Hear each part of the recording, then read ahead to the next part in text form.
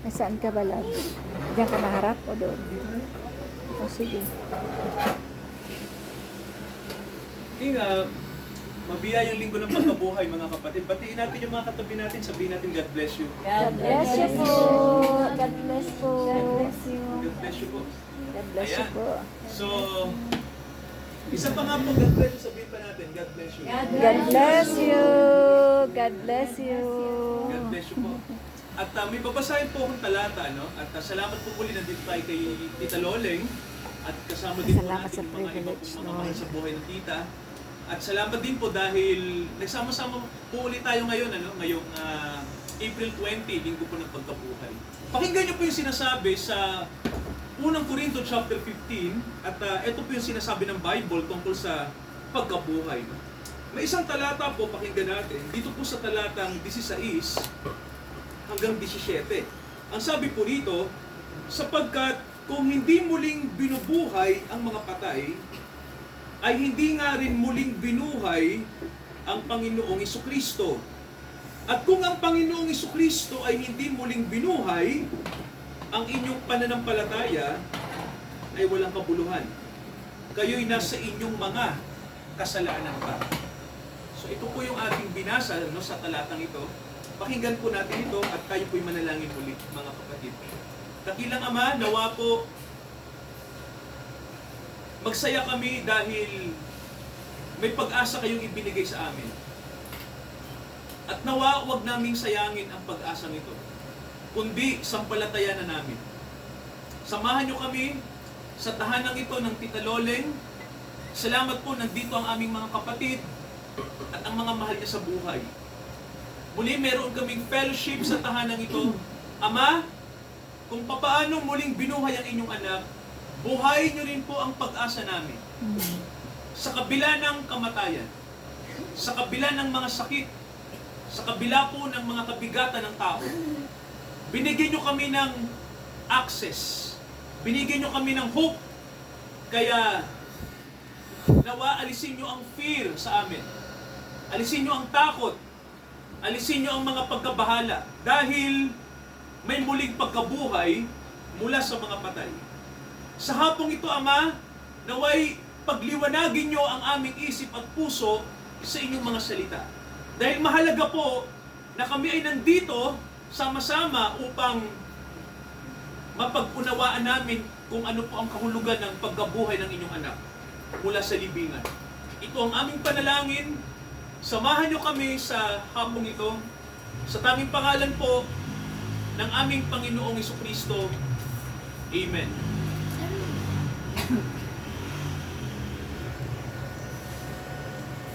Napakahalaga ng pagkabuhay na magmuli ni Jesucristo.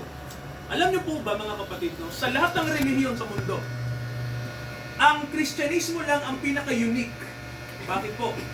Kasi, kung bakit unique? Kasi, ang ating founder, si Jesus, ay binigyan natin ng tinatawag na pananampalataya na siya ay muli nabuhay sa mga patay. Ayon po sa patotoo ng kanyang mga alagad. Alam niyo po, ang founder ng isa sa pinakamalaking relihiyon, ang Islam, si Muhammad, hanggang ngayon nasa libingan.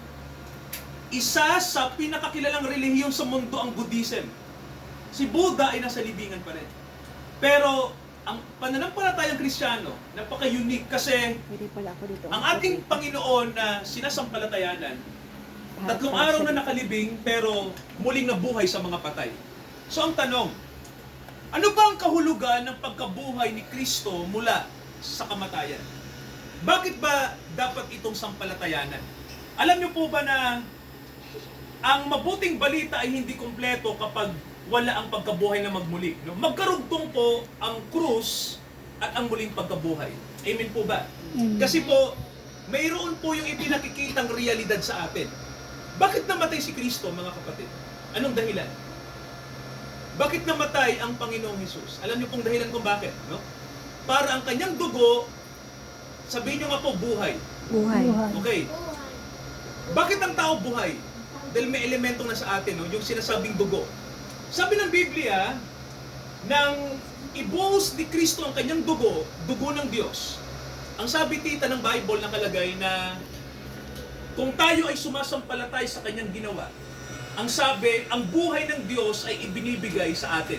Sabihin nyo nga po, buhay ng Diyos. Buhay ng Diyos. Naalala ko po no yung may mga taong may karamdaman, meron akong kamag-anak na may leukemia, kailangan niyang salina ng dugo. No, may mga ganon, may mga sakit na kailangan ng dugo. Kasi tita, pag hindi nilagyan ng dugo, mamamatay. No, so kung titingnan niyo po, no, ang dugo ay buhay. So sumisimbolo siya ng buhay.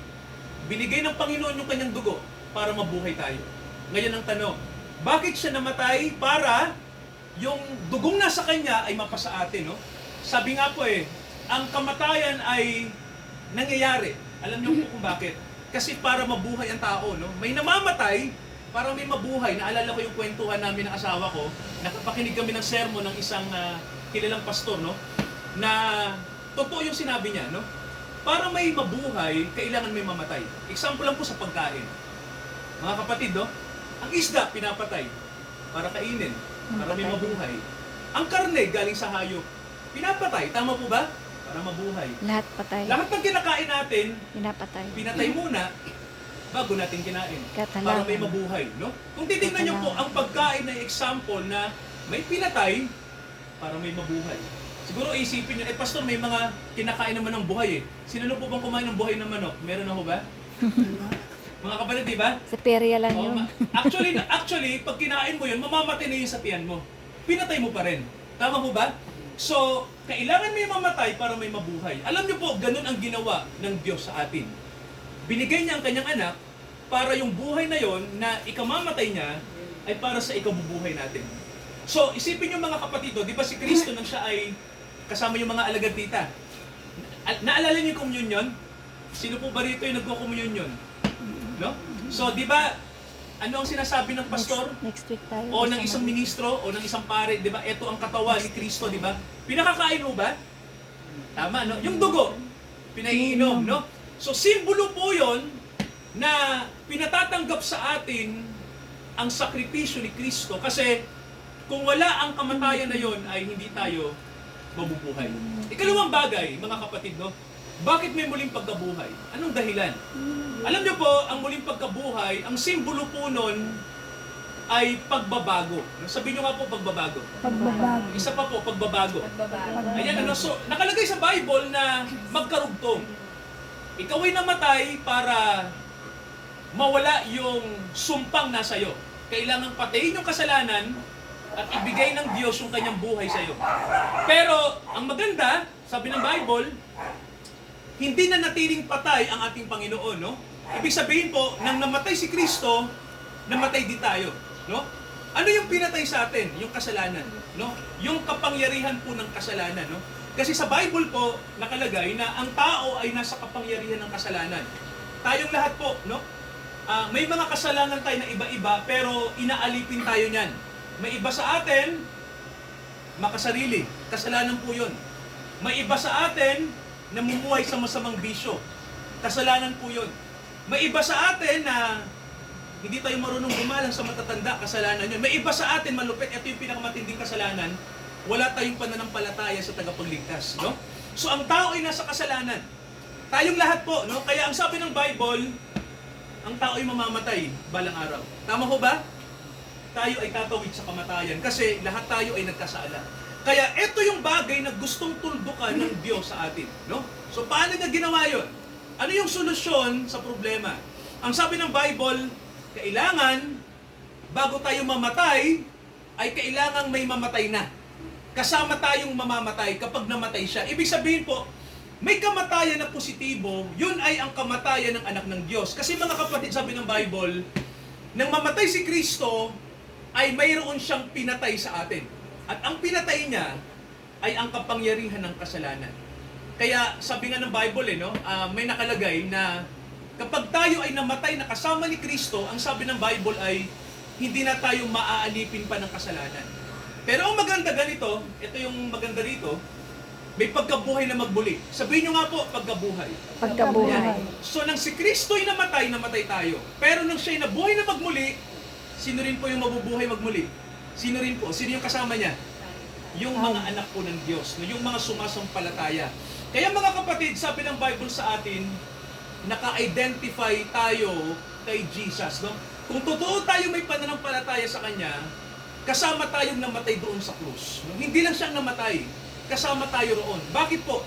Kasi may pinatay siya roon eh. Hindi naman namatay ang Panginoon sa sarili niya. Namatay siya para sa atin. Amen po ba? No? At nang siya'y muling mabuhay, ang sabi ng Bible, nabuhay din siya para tayo ay magkaroon ng bagong buhay. Pakinggan niyo po yung sabi ng Bible, no, na sa Romans 6, eto mga kapatid, sabi, pakinggan niyo, maganda to. Romans 6, eto ang sabi ng verse 1. Magpapatuloy ba tayo sa pagkakasala upang ang habag ng Diyos ay patuloy nating tanggapin? Sabi ni Pablo, huwag na tayo magpatuloy pa dyan. Tayo ay mga patay na sa pagkakasala. Hindi na tayo pwedeng mabuhay dyan. Sabi ni Pablo, hindi ba nyo alam na kayong mga nabautismuhan kay Kristo ay nabautismuhan sa kanyang kamatayan? Ito na yung magandang talatang sinasabi ko mga kapatid, do na kapag ikaw pala ay nabautismuhan kay Jesus, ikaw ay sumampalataya sa kanya, kasamang namatay ang pagkatao mong makasalanan. Amen po ba? No? So, mahalaga mga kapatid, sabi rito ng Bible na kapag ikaw ay kasama ni Jesus na namatay, ang sabi niya, nakalagay dito na hindi ka naalipin ng kasalanan. Amen po ba, no? Maaaring sa pagkatao natin, meron pa rin tayong kalikasang makatao na nagkakamali, pero hindi na tayo naaalipin pa ng kasalanan. No? Kasi, iba kasi pag sinabing alipin, no? Ang alipin ng kasalanan ganito yan, kung ano yung gusto ng kasalanan, ginagawa natin. Naintindihan niyo po ba, no? Limbawa, ganito, pumatay ka na, maging makasarili ka, ginagawa agad natin, ano? Walang kapangyarihan sa atin na pumigil, kundi sinusunod natin yung gusto ng kasalanan. Ganun mga kapatid ang kalikasan ng tao, no? Pero kapag tayo po ay na born again, sabihin nyo nga po born again, no? Born again. Kapag tayo po ay pinanganak na muli, ang sabi ng Bible, hindi na tayo namumuhay pa dyan, kundi bagkos, may iba nang gumagabay sa atin. Hindi na po kasalanan. Ang gumagabay sa atin ay ang Espiritu na ng Diyos. Pakinggan nyo ang sabi ng Bible, no? Sabi rito, nakalagay mga kapatid, no? Pakinggan natin to. Sapagkat, kung tayo ay kasamang namatay sa kanyang kamatayan, si Kristo, kung magkagayon din, dahil sa kanyang pagkabuhay na magmuli, nalalaman natin na ang ating dating pagkatao, nakita niyo po, no, sabi ng Bible, nalalaman natin na ang dating nating pagkatao ay kasama niyang napako sa krus. Ano daw po? Sino raw po yung napako sa krus? Tayo. Yung dati nating Pagkatao. ulitin natin, sino raw po yung napako sa krus? Yung dating Yung pagkatao. dati nating pagkatao, tama kita. Ano yung pagkatao na yon?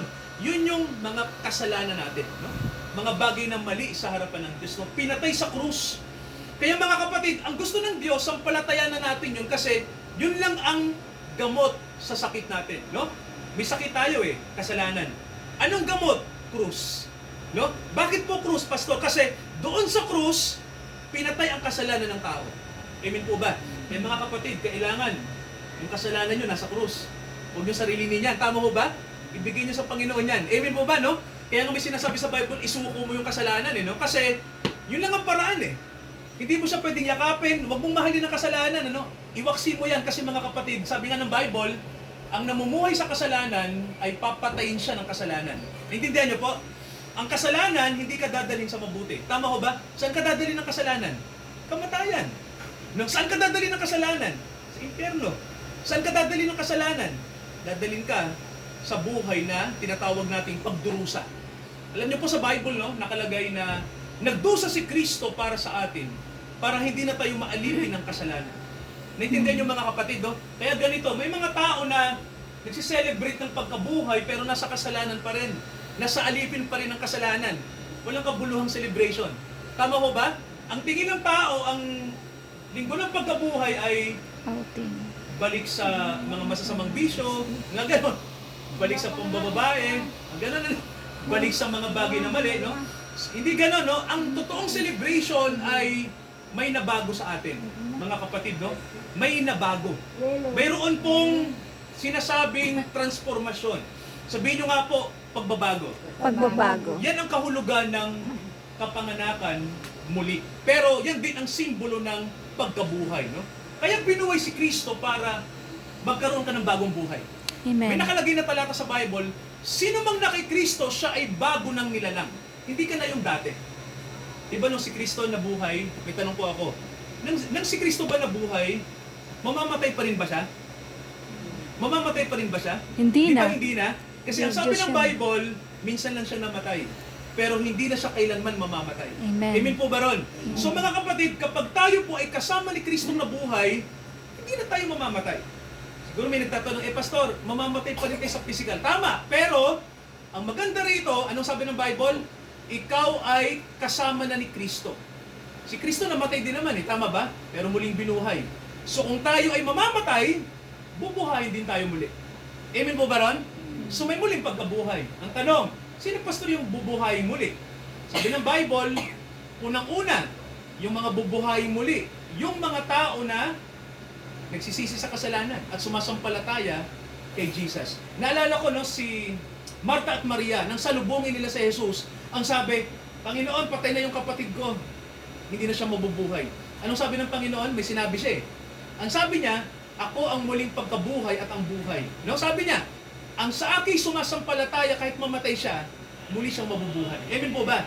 Kaya mga kapatid, hindi totoo na pag namatay tayo, tapos na. Naniniwala kayo ron? No? Hindi totoo na pag namatay ang tao, okay na, wala na tayong problema. Maraming tao nagpapakamatay kasi sa tingin nila, pag namatay sila, wala na, tapos na. Pero hindi po totoo yun. Sabi ng Bible, mayroong buhay sa likod ng kamatayan. Pinatutunayan niya ng Bible, at ang sabi ng Bible sa atin, si Jesus mismo pinatunayan niya yan. Kaya po, mga kapatid, sa hapong ito, sabihin nyo nga po, Resurrection Sunday. Sabihin nyo po, Resurrection Sunday. Resurrection Sunday, no? Alam niyo po si Jesus, nabuhay siya ng ikapitong araw. No? Yun ang totoo, no? Pero natuklasan, Kapito. araw ng linggo. Katlong Unang araw. Mga kapatid, no? Kaya nagse-celebrate tayo ng linggo kasi araw ng linggo natuklasan. Pero alam niyo po ang Panginoon, kung kailan siya nabuhay, Sabado po ng hapon, no? Doon siya nabuhay. Kaya sa atin, sineselebrate natin ang araw na to, pero alam natin ang Panginoon na buhay ng ikapitong araw. Alam niyo po ang simbolo ng ikapito? Ibig sabihin po nun, kumpleto. Walang pagkukulang, no? Kumbaga po, kinumpleto ng Diyos ang biyaya sa atin. Pero bakit natin natuklasan ang unang araw? Anong simbolo nun? Ang simbolo po nun dahil ang una ay panibagong buhay. Amen po ba? Kasi pag sinabing unang araw, Sunday, ibig sabihin po, bagong buhay. Amen po ba ron? May bagong buhay na tayo kapag na kay Kristo tayo. Tuloy ko lang mga kapatid doon yung talata bago tayo magtapos. May nakalagay dito, itong sabi, tingnan nyo to mga kapatid, sabi rito, nalalaman natin na ang dating pagkatao natin ay kasama niyang napako sa krus upang ang katawang salari natin ay magiba at huwag na tayong maalipin pa ng kasalanan. Ang namatay ay ligtas na sa kasalanan. Sabi ng Biblia rito, no?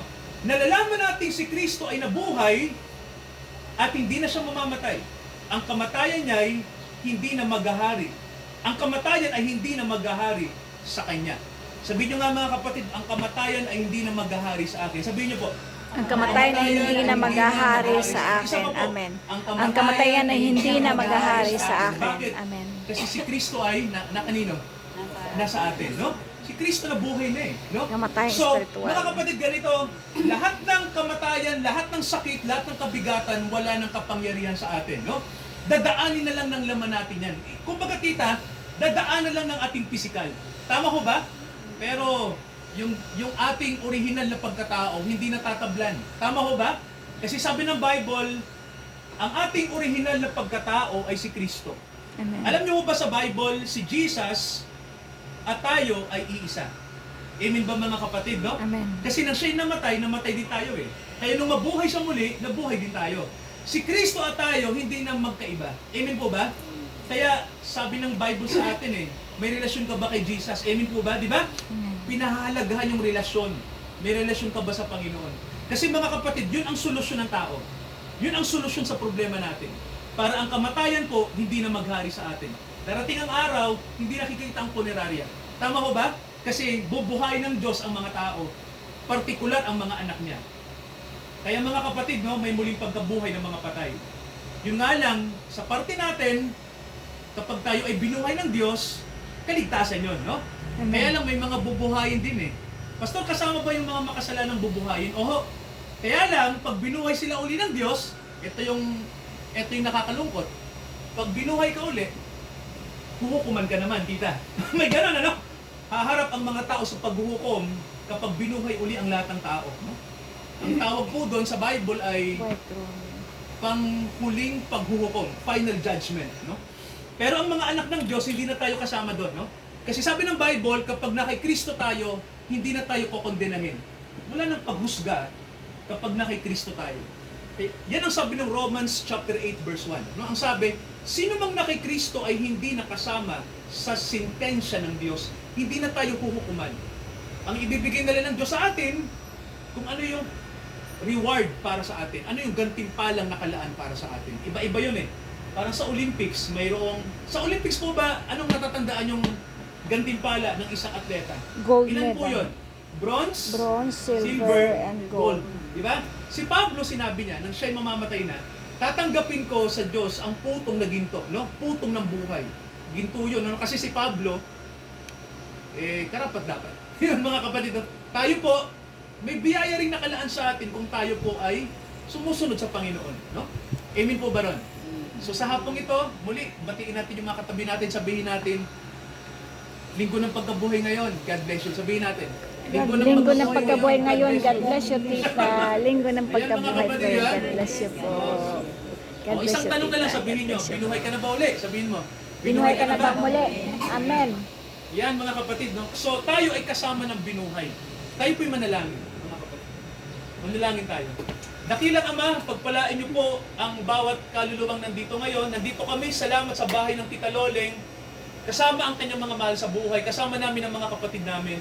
Thankful kami na nandito kami para i-celebrate ang linggo ng pagkabuhay. Nawa po, magdala kami dahil lahat ng kabigatan na sa amin, sakit, kamatayan, mga pagdurusa, ay tinuldukan nyo na. Dahil muling binuhay si Jesus Christ. Para kami ay magkaroon ng pag-asa na mayroon pong buhay mula sa kawalan. Amen. Mula sa kadiliman ay may liwanag. Yes, Lord. Mula sa kamatayan ay may buhay. Amen. Sapagkat muling nabuhay ang inyong anak para sa amin. Kaya Ama, nawa po, magdala kami, lalo tigit, kung kami po ay buong puso na nagsisisi sa lahat ng aming kasalanan at sumasampalataya sa inyong anak. Sapagkat ito ang paraan para kami po ay magkaroon ng buhay na walang hanggan. Sa hapong ito, pagpalain niyo po ang bawat kaluluwang nandito ngayon. Salamat Ama sa panalangin kanina na hindi kami lalabas ng tahanang ito ng Tita Loleng na hindi niyo kami binibless. Amen, Lord. I-bless niyo po ang bawat kaluluwang nandito ngayon. Yes. Sa pangalan ni Jesus, lahat po tayo magsabi ng Amen. Amen. Amen. Kaya mga kapatid, sa... Hindi na siguro ako, awitin natin yung isang awit, mga kapatid. No? Kung nais pong may magbahagi po ng biyaya po, para po sa sangbahayan ng Diyos, awitin po natin ang Seek Ye First the Kingdom of God. Pang-offering.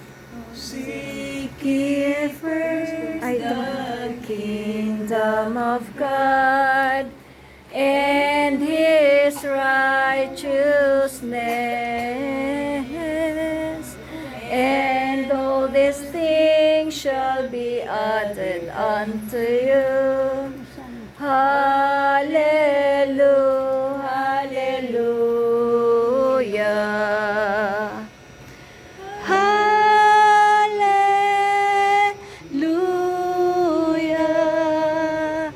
hallelujah,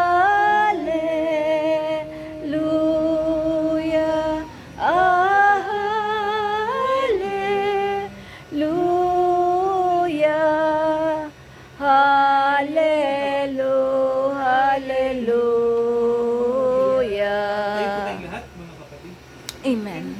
Dakilang Ama, salamat po sa mga kapatid na handa pong tumulong at magbigay para po sa gawain nyo. Partikular po sa dito sa lugar na to, dito sa tahanan ng Tita Loleng at ganoon din po sa buong Caloocan sa De La Costa. Ama, salamat dahil binibigyan nyo kami ng puso para magbigay kami alang-alang sa inyong pangalan. Dahil lahat ng bagay po ay nagmumula sa inyo. Kaya pinagpapala nyo po ang bukas palad na nagpapala. Samahan nyo kami sa pangalan ni Jesus. Sa Diyos na sa atin ay nagpala at tumawag, Ama, Patuloy niyong hipuin ang Tita Loleng.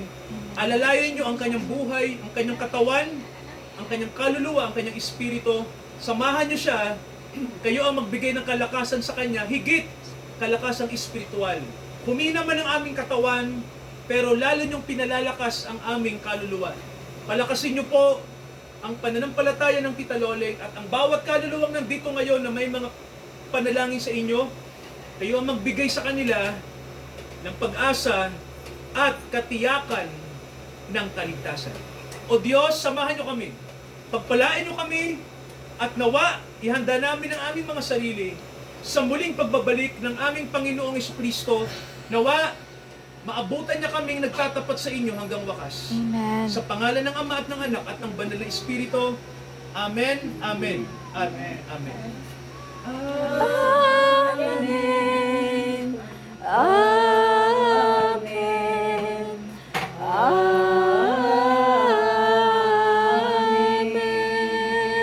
God bless po mga kapatid. Matiyan tayo mga. God bless po. God bless po.